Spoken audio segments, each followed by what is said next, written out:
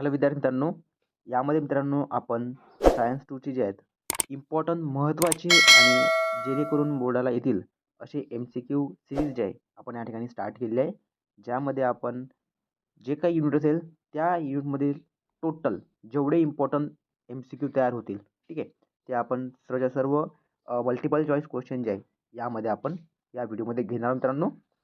तर चला मग व्हिडिओला आपण सुरुवात करूया. तर बघा, the somatic and stem cell undergoes dash dash dash division. Option A आहे आपल्याकडे मिओसिस, ऑप्शन बी आहे मायटॉसिस, ऑप्शन सी आहे बडिंग आणि ऑप्शन डी आहे क्लोनिंग. त्यात योग्य पर्याय असेल the somatic and stem cell undergoes mitosis division, option number B. आणि हा क्वेश्चन मार्च 2019ला हा क्वेश्चन आलेला आहे.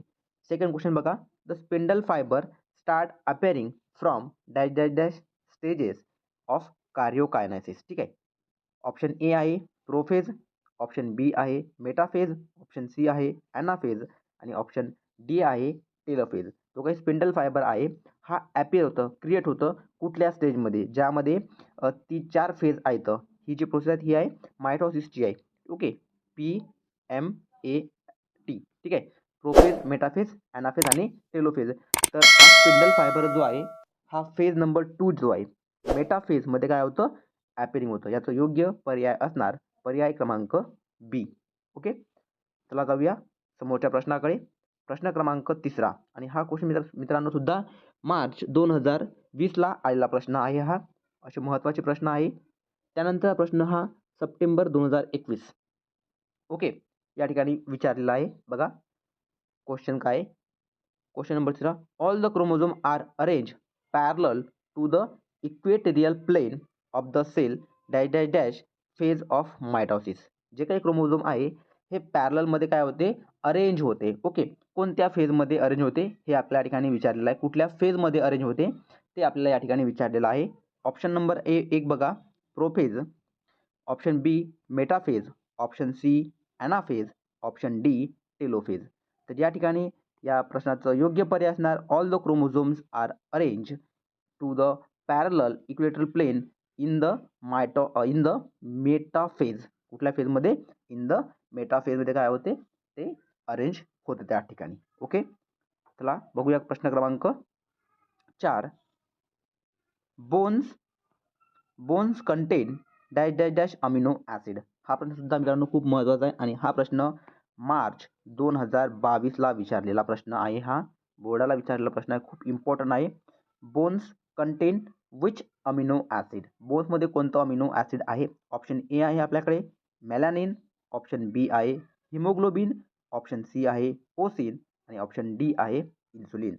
तर या ठिकाणी याचं योग्य उत्तर असणार आहे bones contain osseins hormones, option number C. 4 प्रश्नाचा नंबर जो आहे, ओसिन नावाचं जे काही ॲसिड असेल, अमिनो ॲसिड असेल, हा कुठं प्रेझेंट असतं, बोन्समध्ये प्रेझेंट असतं. ओके, त्यानंतर हिमोग्लोबिन हे कुठं असतं, तर हिमोग्लोबिन हे ब्लडमध्ये असतं. ओके, जो काही ब्लडचा कलर रेड आहे हा कशामुळं, तर हिमोग्लोबिनमुळं. ओके, त्यानंतर मेलॅनिन नावाचं जो पिगमेंट आहे हे कुठं असतं, तर ह्या आपल्या बॉडीच्या स्किनमध्ये असतं. ओके, आणि सर्वात शेवटचं या ठिकाणी दिलेलं आहे इन्सुलिन. तर इन्सुलिन कुठं असतं तुम्ही कमेंट्स करा. ओके, इन्सुलिन खूप फार सोपं आहे, बऱ्याचदा ही क्वेश्चन आलेला आहे इन्सुलिन नावाचं. ओके, येत नसेल तर मग कमेंट्समध्ये मी त्या ठिकाणी करून देईल. ओके, प्रश्न क्रमांक 5 बघूया काय म्हणतोय. Chemically vitamin B2 is dash called as. ठीक आहे, व्हिटॅमिन B2 जो आहे याला केमिकली काय नाव आहे. ओके, आपल्याकडे पर्याय बघा कोणकोणते आहेत. Option number A riboflavin, option B nicotinamide, option D cyanocobalamin, option D pantothenic acid. तर या ठिकाणी या प्रश्नाचं योग्य उत्तर असणार आहे the chemically vitamin B2 is known as nicotinamide. याला काय म्हटलं जातं, निकोटिना अमाइड असं. सॉरी, याचं योग्य पर्याय असणार रायबोफ्लेविन. काय असणार, रायबोफ्लेविन. 5 नंबरचा करेक्ट हा रायबोफ्लेविन बाय मिस्टेक. तर केमिकली व्हिटॅमिन B2 जो आहे त्याचं काय असेल, रायबोफ्लेविन हे त्याचं काय असणार, योग्य उत्तर त्या ठिकाणी असणार आहे. बघूया नंतर समोरचा प्रश्न. प्रश्न क्रमांक 6, excess of carbohydrates are store in liver and muscle in the form of dash dash dash. बघा खूप इम्पॉर्टंट आणि महत्त्वाचा प्रश्न आहे. जे काही एक्सेस म्हणजे एक्स्ट्रा कार्बोहायड्रेट असतील, ओके, तर हे स्टोअर होतं बॉडीमध्ये कुठं, लिव्हरमध्ये किंवा मसलमध्ये. ओके, लिव्हरमध्ये किंवा मसलमध्ये. बघा हायलाईट करतोय. जे काही एक्स्ट्रा कार्बोहायड्रेट आहे हे स्टोअर होतं आपल्या बॉडीमध्ये, लिव्हर आणि मसलमध्ये. कुठल्या फॉर्ममध्ये, तर आपल्याकडे पर्याय दिलेले आहेत या ठिकाणी. 4 पर्याय बघा. ऑप्शन नंबर ए शुगर, शुगरच्या फॉर्ममध्ये. ऑप्शन बी ग्लुकोजच्या फॉर्ममध्ये. ऑप्शन सी ग्लायकोजनच्या फॉर्ममध्ये. ऑप्शन डी प्रोटीनच्या फॉर्ममध्ये. या ठिकाणी प्रश्न क्रमांक 6व्याचं योग्य पर्याय असणार the excess of carbohydrate are store in liver and muscle in the form of option number C glycogen. जे काही कार्बोहायड्रेट आहे एक्सेस अमाऊंटमध्ये लिव्हर आणि मसलमध्ये कुठल्या फॉर्ममध्ये असतं, तर ग्लायकोजनच्या फॉर्ममध्ये असतं. ठीक आहे, ही ग्लायकोलिसिसमधली आधारित प्रश्न आहे त्यावरती. ओके, नंतरचा प्रश्न, प्रश्न क्रमांक 7वा. For formation of plasma membrane dash dash dash molecule are necessary. Okay, plasma membrane तयार करण्यासाठी कुठला मॉलिक्यूल नेसेसरी आहे. ऑप्शन ए आपल्याकडे फॅटी ॲसिड. ऑप्शन बी आहे फॉस्फोलिपिड. ऑप्शन सी आहे प्रोटीन आणि ऑप्शन डी आहे कार्बोहायड्रेट. या ठिकाणी या प्रश्नाचं योग्य उत्तर असणार आहे आपल्याकडे बघा, Wien the formations of plasma membrane, याचं योग्य उत्तर असणार आहे फॉस्फोलिपिड मॉलिक्युल्स आर नेसेसरी. कुठला मॉलिक्यूल आपल्याला त्या ठिकाणी असणार आहे, फॉस्फोलिपिड मॉलिक्यूल जो आहे हा त्या ठिकाणी योग्य पर्याय त्या ठिकाणी असणार आहे. ओके, योग्य पर्याय कुठला असणार, फॉस्फोलिपिड. ठीक आहे, ओके, क्लिक करा. For formation of plasma membrane phospho molecule are necessary for their production. Okay, त्यानंतर प्रश्न क्रमांक 8वा. The process of glycolysis occur in. जी प्रोसेस आहे ग्लायकोलिसिस, ठीक आहे, ही एक ॲरोबिक प्रोसेस आहे. ओके, तर ही प्रोसेस जी आहे ही कुठं ऑकर होते असा आपल्याला प्रश्न दिलेला आहे, असा आपल्याला क्वेश्चन विचारलेला आहे त्या ठिकाणी. आणि त्याचे 4 पर्याय आपल्याला दिले आहेत. तर पर्याय क्रमांक 1 बघा, सायटोप्लाझममध्ये ऑकर होतं. ऑप्शन बी आहे मायटोकॉन्ड्रियामध्ये ऑकर होतं. ऑप्शन डी आहे, सी आहे न्यूक्लियसमध्ये आणि ऑप्शन डी आहे सेल मेम्ब्रेन. तर the process of glycolysis occur in a cytoplasm. याचा योग्य पर्याय असणार पर्याय क्रमांक ए. जी ग्लायकोलिसिस प्रोसेस जी आहे ही कुठं ऑकर होते, तर ही ऑकर होते सायटोप्लाझममध्ये ऑकर होते. ओके, याचा योग्य पर्याय असणार. त्यानंतर प्रश्न क्रमांक 9वा. ATP is called. एटीपी जे आहे याला काय म्हटलं जातं, is called of the cell. ठीक आहे, एटीपी सेलला कुठल्या टाईपचं सेल असं म्हटलं जातं. पर्याय क्रमांक ए आहे आपल्याला option energy currency, energy currency of the cell. B combustion fuel of cell आणि option C storage of glucose आणि ऑप्शन डी प्रोटीन डिप्यूट. ठीक आहे, असे 4 पर्याय आपल्याला या ठिकाणी दिलेले आहे.